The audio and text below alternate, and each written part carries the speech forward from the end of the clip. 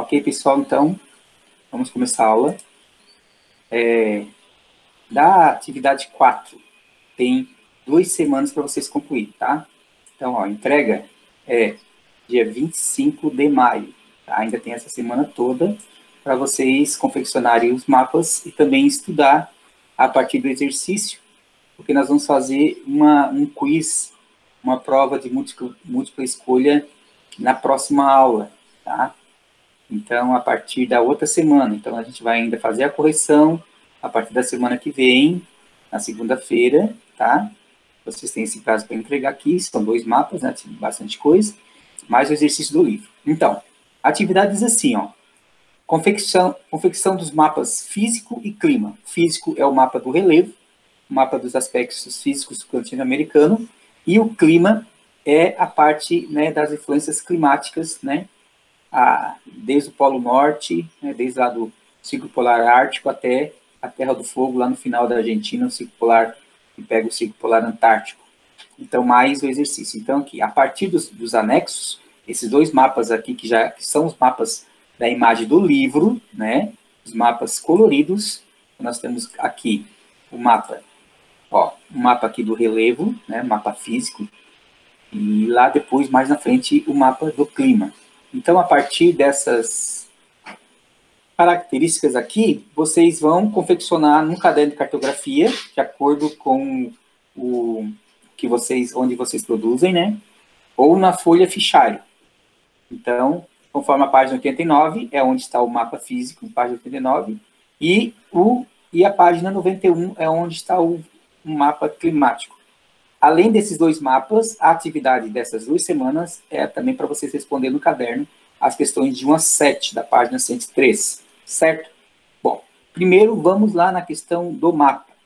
Vocês, né, pegaram o mapa, né? Quem não pegou o mapa ainda na escola vai ter que pegar até sexta-feira para dar conta de fazer sábado, domingo e mostrar na próxima segunda. Então, vocês têm a semana ainda para pegar o mapa na escola, os mapas para quem não fez o mapa, certo? Bom, abrindo aqui o mapa, eu vou fazer direto pelo livro, tá? Então, o que nós vamos ver aqui, ó? Primeiro, questão do mapa físico. Deixa eu dar mais um zoom aqui, para ele ficar do tamanho que eu quero. Não está ainda no tamanho bom. Vou aumentar mais um pouquinho. A gente vai ver o mapa todo aqui, tá? Olha só. Então, aqui, ó. Uma coisa que a gente sempre recomenda que vocês façam. Como vocês pegaram o mapa, que não é o colorido, né? Lógico. Vocês vão confeccionar. Primeiras regras. A gente fazer o contorno do mapa. Geralmente esse mapa é feito no Xerox, né? E ele fica fraquinho. Então, o que vocês bom fazer? Ó, pegar uma canetinha preta, com ponta fina, como o professor fala, e fazer aqui o contorno do mapa todo. Aqui, estão vendo a bolinha aqui passando, né? Contornar ele todo. Ele fica mais nítido, tá? Isso agrega valor ao mapa. Então, só por fora, obedecendo aqui, né? Todas as entradas de mar e tal, obedecendo aqui as ilhas, tá? Fazendo o mais perfeito possível, tá? Então, essa é a primeira coisa que a gente faz quando a gente vai confeccionar o mapa. Lembrando também que a segunda coisa, a gente sempre fala que a gente sempre deixa as cores azul claro para os mares, oceanos e as lagoas. Então, olha só, vocês têm aqui, ó, toda a parte de azul claro para vocês pintar, mas isso é bom fazer depois, tá? Deixar sempre por último. Primeiro fazer o contorno para que vocês possam caracterizar bem as cores. Galera, assim, ó, e outra coisa que é interessante lembrar é que esse mapa é o mapa do relevo, é o mapa físico. É o mapa que vai mostrar, a partir das cores, as cores mais fortes, os pontos mais altos do continente, as cores mais fracas, os pontos mais baixos. Então, nós começamos aqui por essa cor aqui, a verdinha clara, que são as planícies, né? Que está configurado aqui como altitude 0, ou seja, ao nível do mar. Então, 0 altitude, tá? Ao nível do mar. Então, vejam que aqui, ó, vocês têm que tentar obedecer bem essas cores, tá, gente? As cores, elas não estão aí por acaso, tá? Não estão de bobeira. Vejam aqui, ó. O 0 é o verdinho claro. Então, vejam que o verdinho claro, onde é que ele está? Bem nas bordas dos continentes, né? Então, aqui, ó, aqui onde vocês vão fazer, inclusive, o contorno, geralmente é onde tem as partes mais baixas, né? A parte que tem um contato com o mar, né? Não necessariamente, mas pode ter também as falésias, que são morros, né? Junto com o mar. Mas, enfim, começa aqui pelo verdinho, tá? Pode ser o verdinho claro, que é 0 de altitude. Depois nós temos a segunda cor, que é a cor amarela. A cor amarela, a altitude já vai até 200 metros. Então, veja aqui, ó, pega o zero da planície, né? Aqui, planície costeira. Depois já começa o amarelo, que são começa a parte mais de morros, né? Então, tu já está entrando dentro do continente, então a altitude já começa a aumentar, certo? Depois, nós temos aqui, ó, 500 metros.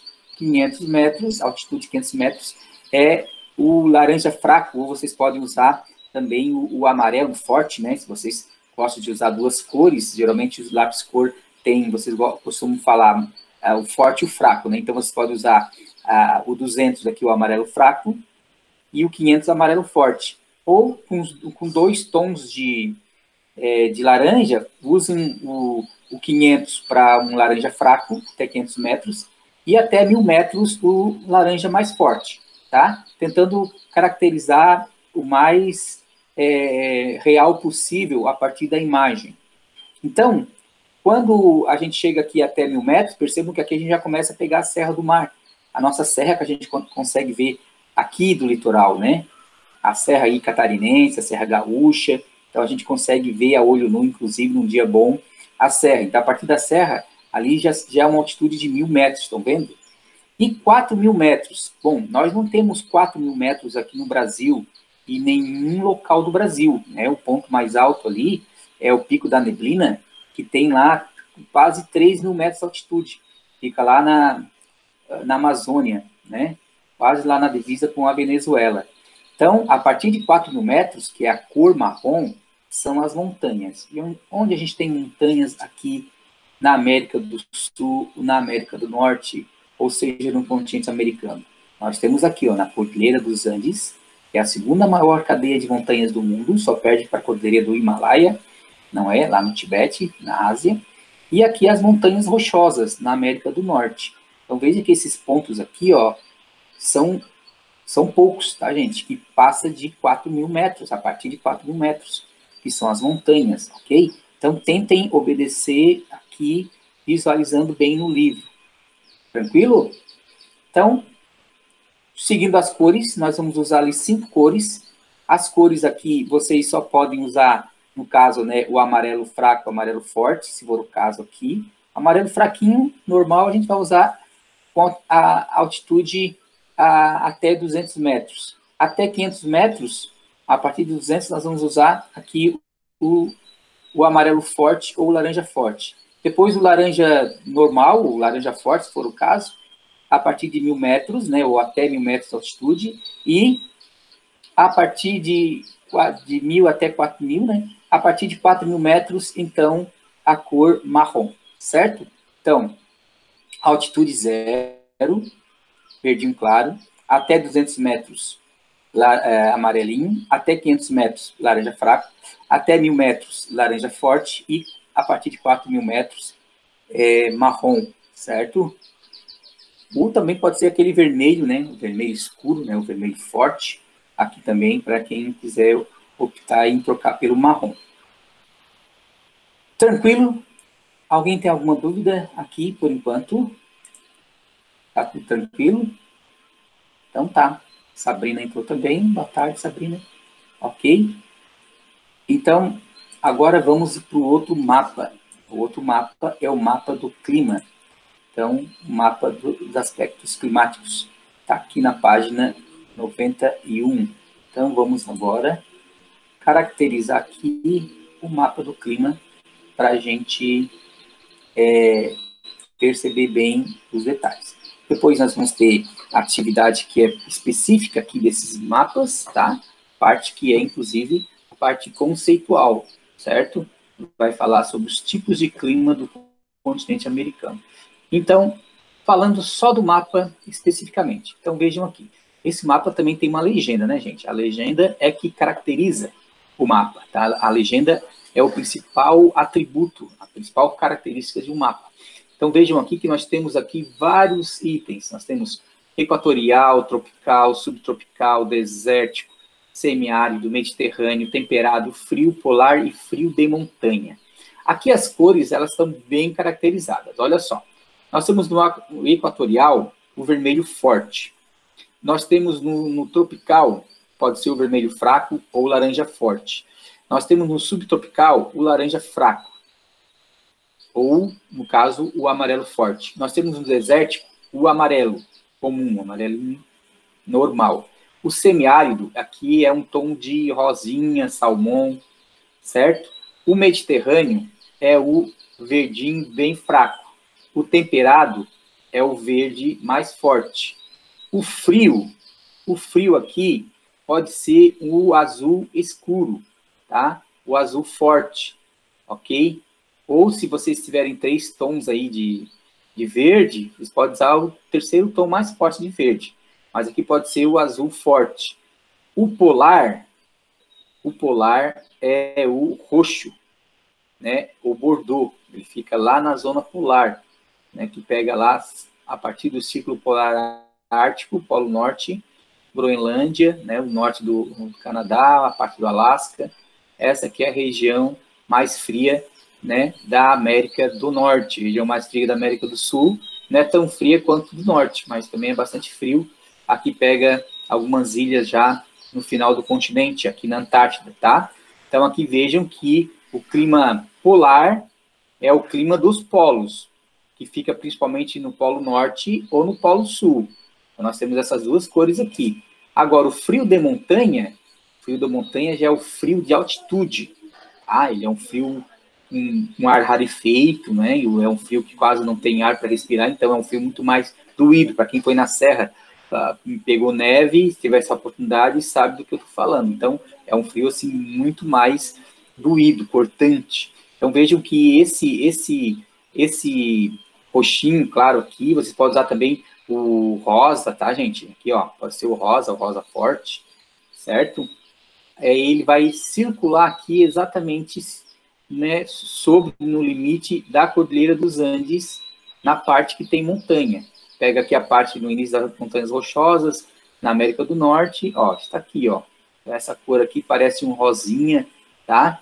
Pode ser um rosa mais forte, certo? Ou se vocês têm 2 tons aí de roxo, o roxo forte e o roxo fraco, né? Eu acho que o polar fica melhor com azul escuro, para deixar de repente, o roxo aqui para outra aqui, tá? Certo? Então aqui é só para caracterizar os tipos de clima. Depois nós vamos estudar no contexto do livro, vamos estar estudando os tipos de clima que está aqui, né? Ó, clima equatorial, que pega essa parte aqui da Amazônia, né? A parte mais quente do planeta, né? Em cima da linha do Equador, por isso ele chama equatorial. Depois tem um clima tropical. O clima tropical, ele está entre os trópicos, né? Bem na metade do planeta, então não está bem no centro, mas está perto, né, abaixo do Trópico de Câncer, em cima aqui do Trópico de Capricórnio, tá? Clima tropical. Subtropical, que é o nosso, está abaixo do Trópico de Capricórnio. Ele pode ser considerado também como temperado lá no norte, ó, acima do Trópico de Câncer, né, na América do Norte. Então, as cores mais quentes aqui, mais vermelhas, mais fortes, elas são do centro. Então, vejam que o vermelho sempre vai caracterizar o clima equatorial, tá? O laranja forte ou o vermelho fraco sempre vai caracterizar o clima tropical. Geralmente, as cores mais frias, sempre se usa nas legendas, se utiliza as cores roxa ou azul escuro, tá, gente? Para caracterizar aqui bem essa legenda, né? E o mapa ficar mais real possível dentro do original. Tranquilo? Então, mesma característica, a primeira coisa que a gente faz com o mapa é o quê? Fazer o contorno do mapa. Então, vocês peguem uma canetinha preta, façam primeiro, circulem ele, né? Contornem ele todo, né, obedecendo aí as ilhas, né? Obedecendo aí as frações de terra, certo? façam todo o contorno, que daí vai ser melhor e vai ficar mais visível para pintar. Lembrando, né, que esse trabalho, cada mapa desse, ele tem peso de prova, sabe? Então, é o mesmo critério que a gente já adotou com vocês lá em sala de aula. Esse mapa, ele vai ser confeccionado, né? Depois, no momento que vocês vão mandar a imagem para mim, vão postar a imagem lá no sistema, né? Do Google Sala de Aula, e vocês vão estar colando esse mapa no caderno de cartografia ou colocando na pasta fichário, né? De acordo com cada um. E esse mapa, ele vai ter peso 10, sendo que 8 é a imagem que vocês vão apresentar e os outros 2 vai ser lá com o carimbo do professor no caderno, logo que a gente voltar para as atividades presenciais, tá? Então, esse mapa, então, na verdade, ele vale 10 dividido em 2 partes. O 8, que vai valer pelo aquilo que eu vou ver, que vocês vão mostrar, postando esse mapa depois de confeccionado, tá? Então, aí, ó, não se afobem, façam ele da melhor maneira possível. E aí, valendo mais 2, quando eu ver esse mapa no caderno, colado ou lá no fichário, tá? Aí eu vou dar o carimbo, vou dar o visto, vai valer mais 2 pontos. Tranquilo por enquanto? Alguém quer fazer alguma pergunta, alguma dúvida aí? Gabriela, Luana, Nicole, Ian, Sabrina? Okay? É para colar no caderno de cartografia ou no caderno normal? Tu tens caderno de cartografia? Tenho. Sim, então é no caderno de cartografia, tá? Porque é ali que é o local exato para vocês colarem esses mapas. Esse mapa vocês pegaram o xerox, folha de ofício, tá? E aí, assim, ó, se algum colega perguntar para vocês, os mapas, não pegou ainda os mapas, tem até sexta-feira para pegar, tá? Então, a não ser que tenha alguém que possa, que tem impressora em casa, vai imprimir para pintar em casa, mas não pode jamais imprimir esse mapa colorido, né? Óbvio, né? Que vocês estão aprendendo a confeccionar e vocês vão estar memorizando as legendas, que é o mais importante. Tranquilo, galera? Mais alguma dúvida aí? Tudo certinho? Então, vamos adiante. Vamos lá, então, Rian. Agora, continuando, a atividade também tem aqui responder as questões no caderno, questões de 1 a 7 do livro didático, na página 103. Vamos lá para a página 103. Vamos lá para a página 103. E vamos contextualizar aqui as questões que o livro está pedindo, tá? Bom, vamos ver aqui certinho. Vocês já vão vendo aí certinho, né? Vendo as respostas aqui. Enfim, olha só. Diz assim, ó. A primeira questão. Quais são os 2 critérios mais comuns de regionalização do continente americano? Como é que eles dividiram os continentes? Por que eles conseguiram, como é que eles fizeram essa divisão para regionalizar um continente? O que eles usam como questão principal? Principalmente, gente, são as questões culturais. Então, eles sabem que quando houve a colonização, esses continentes eles foram colonizados de maneira bem distintas, né? Então, olha o que acontece conosco na América do Sul em relação à América do Norte. A América do Norte foi colonizado pelos ingleses, né? Ingleses, franceses. A América do Sul, ou América Latina, pelos espanhóis, pelos portugueses. Então, a questão cultural é a questão de origem, tá? Então, ali vocês vão estar lendo, inclusive, as respostas. Ó. Os critérios mais comuns são os que se levam em conta os aspectos geográficos, dividindo o continente em América do Norte, América Central e América do Sul. Então, pela questão da divisão, né? Então, nós temos aqui 2 tipos de divisão, a divisão regional e a divisão cultural, no qual a gente já comentou e vocês já sabem, que é a América Anglo-Saxônica e a América Latina, né? Inclusive, nós já fizemos esses mapas lá.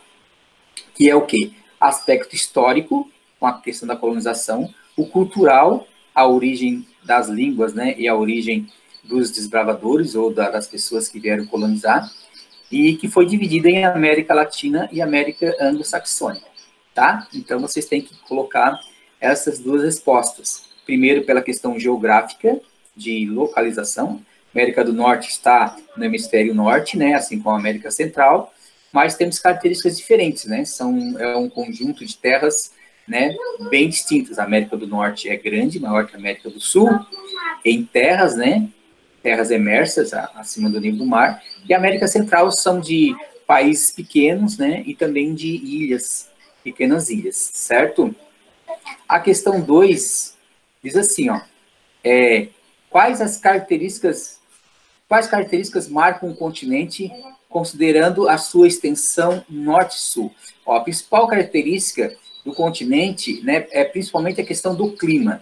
Então vejam que nós temos aqui uma variedade muito grande de clima. Por quê? Porque o nosso continente, o continente americano, ele vai desde o Polo Norte até o Polo Sul. Então, ele tem uma variedade climática muito interessante, né? Vejam aqui a questão da resposta.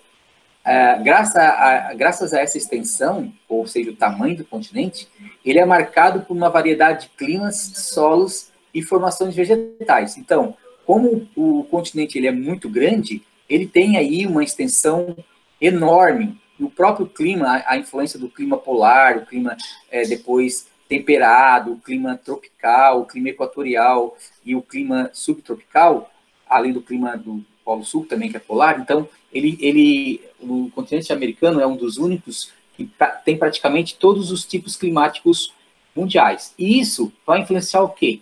Vai influenciar o seu bioma, vai influenciar a vegetação, porque é a vegetação que é influenciada pelo clima, né? Então, o clima favorece ou não determinada vegetação. Portanto, nós temos, né, todos os tipos de biomas possíveis também, que é muito complexo, né? E muito rico em detalhes. Então, aqui fala, né? Ele é marcado pela variedade de climas, solo, né? Nós temos cordilheiras, nós temos montanhas, nós temos planícies costeiras, né? Vales cerrados, né? Vales de morros, de serras e as grandes montanhas. Então, nós temos aí toda a variedade geológica possível. E a formação vegetal, né, que é influenciada totalmente pelo clima. Então, por isso nós temos uma variedade de vegetação, de biomas muito rico, certo? A questão 3 vai dizer assim, ó, quais potências europeias iniciaram a colonização da América? Em que século isso ocorreu? Então, nós temos ali, né, a partir do século XIV, XV, o principal momento dos descobrimentos, né, entre aspas, né, porque a gente sabe que aqui já existiam vários povos, né, esses povos pré-colombianos que eram muito evoluídos, né, a gente já comentou, vocês já aprenderam sobre os astecas, os incas, os maias, enfim, as tribos tupis guaranis, as tribos da América do Norte. Então, e naquele momento de expansão territorial, as potências imperialistas europeias, principalmente aí a Inglaterra, a Espanha, né, eles tinham essa concorrência, né, de ver quem encontrava mais terra, né? Então, a resposta aqui, ó, Espanha, principalmente, né, Portugal, no nosso caso, especificamente, Inglaterra, ainda consta aqui os Países Baixos, que é a Holanda, e França. Então, os séculos aqui, a partir do século XV e XVI, né, a partir dos anos 1400 e 1500, certo, gente? E aí, então, nós temos aqui a resposta 3. Então, principalmente as potências europeias aqui, Inglaterra, né, que era muito forte, né, na Idade Média, era uma potência econômica, né, e vocês perceberam que este auge passa, né, da Revolução Industrial, né, enfim. E aí, a Portugal e Espanha, que sempre tiveram acordos, mas ali sempre também entrando como concorrentes à própria França e também a Holanda, certo? Bom, a questão 4, né, tem que fazer essa leitura do texto, né? Aqui vai falar exatamente aqui o Castelo de Quebec, né? Que fica aqui no Canadá, uma imagem aqui de 2017, né? Vocês vão ler o texto e vão responder, né? Em qual país se localiza a cidade apresentada? Então, a cidade de Quebec não é a capital do Canadá, né? Mas é uma das cidades mais importantes, como Montreal também, né? A capital do Canadá é Ottawa, é uma cidade até menor do que essas grandes. Então, aí vocês respondam ali também direitinho, porque está na sequência, é só ler o conteúdo, né? Aqui, ó, no Canadá, e aí pergunta também qual é a regionalização cultural e socioeconômica. Então, o Canadá está na América anglo-saxônica, tá? Parte da América do Norte, então, anglo-saxônica, certo? Aí, na questão B, diz assim, quais são as particularidades da província de Quebec em relação à resto dos países? Então, vocês vão ler ali, ó. O que tem em Quebec? Quebec foi colonizado pelos franceses, olha só. A maioria, a gente sabe que o Canadá, ele tem duas línguas oficiais, né? Ele tem o inglês e o francês, mas o Quebec foi colonizado totalmente por franceses. Então, herdou traços e culturas e além da língua francesa, certo? Então, é só comentar essa parte aqui que está escrito no texto. Na questão 5, diz assim, ó, faça uma leitura também do texto e responda o seguinte. Diz assim, o Brasil vai ultrapassar os Estados Unidos como o maior produtor mundial de soja na próxima década, enquanto o aumento da produção de milho está impulsionado principalmente pela América Latina, de acordo com o novo relatório Perspectivas Agrícolas, que é uma avaliação de 2017 até 2026. Aqui diz assim, ó, o cultivo em grande escala do grão, no caso aqui o trigo, né, a soja, quer dizer, a soja mencionada no trecho, vai causar uma devastação de vegetação nos Estados Unidos e no Brasil? Sim, né? Infelizmente a soja ela tá avançando sobre o bioma, né, amazônico, né? Então ele vai estar caracterizado aqui na questão 5. Ele vai, com toda essa influência, né, desse cultivo, vai contribuir para que esses biomas, como no caso aqui, o Cerrado no Brasil, né, aquela parte ali do Brasil Central, né, um bioma do Brasil Central, abaixo um pouco da Amazônia, né, inclusive influenciando na própria Amazônia depois, né, porque o avanço da soja é muito grande no Brasil. E as pradarias nos Estados Unidos, então as pradarias são os campos, a parte aí central também dos Estados Unidos, né, que está avançando cada vez mais aí o cultivo da soja. E o Cerrado do Brasil, aquela região ali do Centro-Oeste, né, principalmente pega a região ali de Goiás, de Brasília, do Mato Grosso, né, então o Cerrado ele vai estar sofrendo essa influência, né, então vai estar sendo devastado para a criação dos campos de soja, tá? Então, infelizmente é isso que vai acontecer, mas, né, é uma característica da própria agricultura, né, avançar sobre novas terras devolutas, muitas vezes terras indígenas, por isso a gente tem bastante conflito de terras aí no Brasil, né, por conta aí de todo esse avanço da agricultura. Na questão 6, assim, ó, caracteriza a diversidade de povos e culturas presentes no continente americano. Qual é a característica dos povos e culturas do continente americano? A diversidade. Então, nós temos uma diversidade enorme, né, de povos e culturas. Então, olha que caracteriza aqui a resposta. Diversidade de povos e culturas está associada aos variados povos já existentes nessas terras e à fusão com povos de outros continentes, como os colonizadores europeus e os africanos trazidos na condição de escravos. Então, como é que formou aí a população da América, né? Sobretudo também aqui usando como exemplo o Brasil. Os índios estavam aqui, pois vieram os portugueses, trouxeram os africanos escravizados e houve uma miscigenação de raça, houve essa mistura, né? Então, nós tivemos povos aí de várias culturas. Depois vieram os imigrantes italianos, alemães, enfim, né, de todos os países possíveis, e aí criou-se toda essa diversidade. Então, hoje é muito amplo, né, a diversidade dos povos, não só aqui na América, mas também no mundo todo.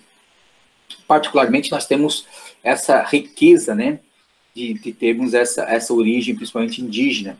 Mais ainda, que os indígenas aqui da América do Sul, né, ou da América Central e do Sul, sobretudo a partir dos astecas do México, até aqui os incas, né, na América do Sul, eles eram povos muito avançados, né, então houve essa influência até hoje, né, os povos andinos, eles conservam toda essa cultura, né, dos seus ancestrais, certo? Na 7ª, resposta pessoal, olha só, no lugar onde você mora, é possível observar quais influências de grupos americanos. Então, assim, olha só, qual é a influência de grupos americanos? O que nós temos de grupos americanos aqui, né, particularmente? O que nós temos, qual é a influência que nós temos aqui na nossa região? Nós tivemos indígenas aqui? Sim, tivemos indígenas. Então, nós tivemos aí a mesma influência aqui no sul do Brasil, quanto no resto do país e do mundo, com a seguinte diferença, né? Os grupos americanos, né, as influências dos grupos americanos são aqueles próprios daqui, tá? Então, nós vamos responder na 7, e nós, sim, temos essa origem indígena, né, dos povos pré-colombianos que habitavam aqui bem antes da chegada dos portugueses e espanhóis, certo? E aqui, a 8 é a última? Não, tem 9, 10, não. Só até 8. Na 8 diz assim, ó. Não, a 8 não era para fazer, tá, gente? Porque a 8 era sobre o... Vocês viram lá que era só até a 7, né? Inclusive a imagem que eu botei lá. Só vou confirmar com vocês aqui. Olha só. Então, ela está sem a 8, porque a 8 era exatamente para confeccionar o mapa. Tranquilo aí? Querem fazer alguma colocação? Professor, fiquei com essa dúvida, quero fazer alguma contribuição. Tudo tranquilo? Dá um joinha aí, então, para mim, ou escrevam aí, quem quiser abrir o seu microfone, fique à vontade, tá? Olá, pessoal. Vocês foram brincar na rua e deixaram o celular aí sozinho esperando? Vocês foram fazer um lanche e deixaram o celular parado aí esperando? Não, né? Tô brincando. Tranquilo aí, então? Vamos ver aqui, ok. Tô lendo aqui, ó. Tô lendo os comentários de vocês. Tá. Ok, então? Dá um tchau aí, então. Quem quiser dar um alô aí. Tchau, tchau para vocês. Até a próxima. Depois eu vou deixar a aula gravada para os demais, tá? Um abração aí. Até.